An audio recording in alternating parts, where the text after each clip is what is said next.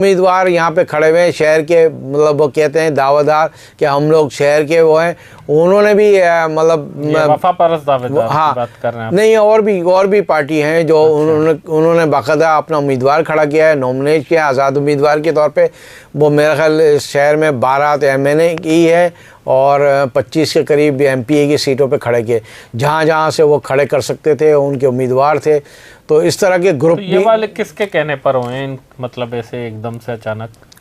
नहीं, ये नॉमिनेशन तो हो गई है और इनको कौन सपोर्ट कर रहा है ये तो नहीं कह सकते कि भाई कौन सपोर्ट कर रहा है, लेकिन वो आ गए हैं। वो आ गए तो फिर तो इसके 2 महीने निकलते ना कि वो आ गए हैं। हाँ, जो हम कह नहीं पा रहे। जी तो जी, ये वही आए या कोई और आए? भाई उनकी सपोर्ट होगी तो ये यहाँ तक खड़े हुए हैं और उनकी नॉमिनेशन हो गई है, उनके निशानात मिल गए हैं और वो इलेक्शन में लड़ रहे हैं।